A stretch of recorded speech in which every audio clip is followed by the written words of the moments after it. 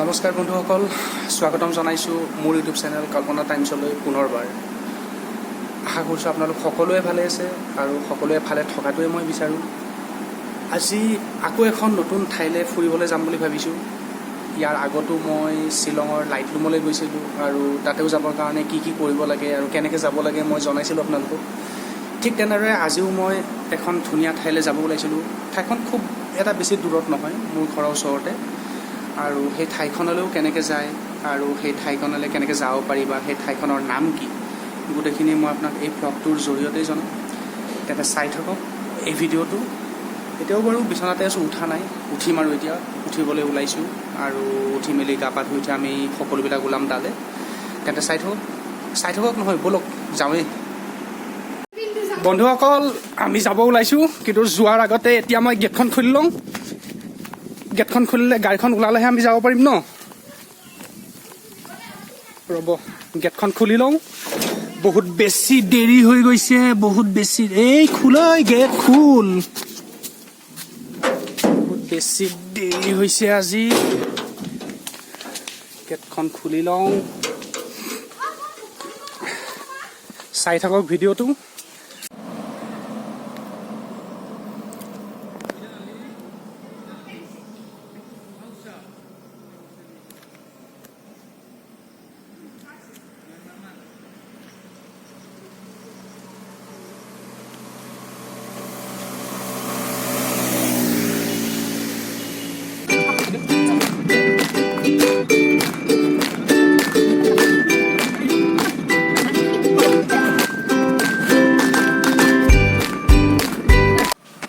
বন্ধুসকল, আমি আজি যোনখন ঠাইলৈ গৈ আছোঁ, ঠাইখনৰ নাম হৈছে আমৰেংগনা বুলি কয়।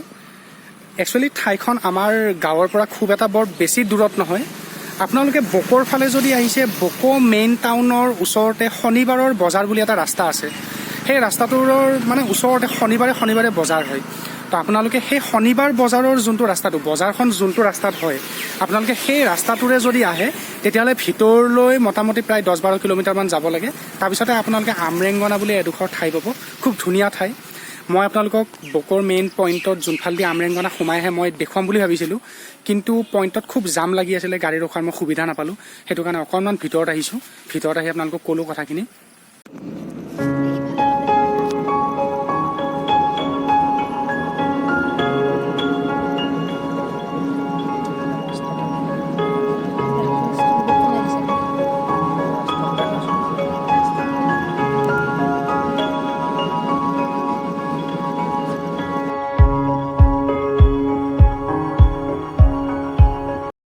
এইখিনিতে কাটিব লাগে পাৰ্কিং টিকেট 50 টকা। এনেকৈ ধৰা, এইটো এনেকৈ ধৰি থাকা। 50 টকা ন? ৰাস্তাটো ভাল ন?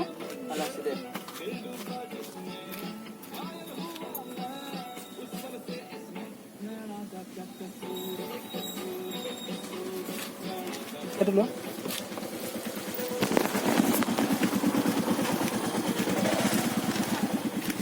এটা পাৰ্কিং কাটিব লাগে, পাৰ্কিং 50 টকা, খুব বেছি এটা নহয়।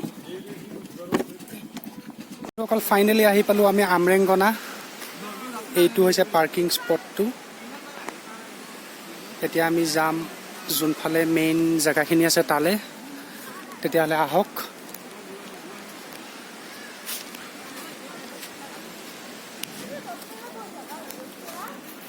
চাওক বন্ধুসকল, বহুত বেছি ধুনীয়া পৰিৱেশ, বহুত বেছি ধুনীয়া ঠাই।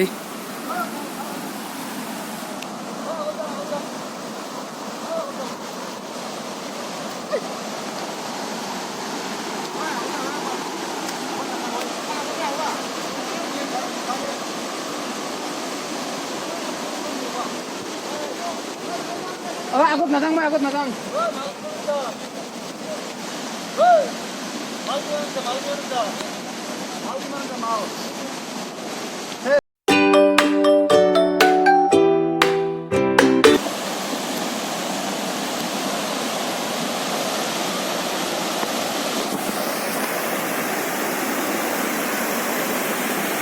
ৱাও, বহুত বেছি ধুনীয়া ঠাইখন দেই, মোৰ বহুত ভাল লাগিছে। আপোনালোক আহিব দেই।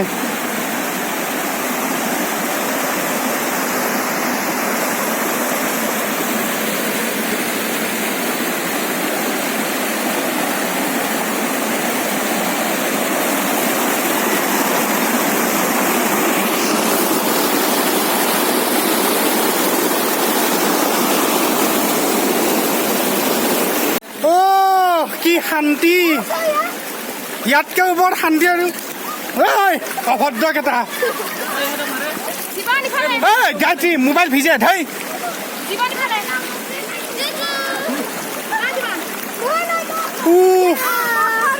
ইয়াতকৈ ওপৰত শান্তি আৰু একো নাই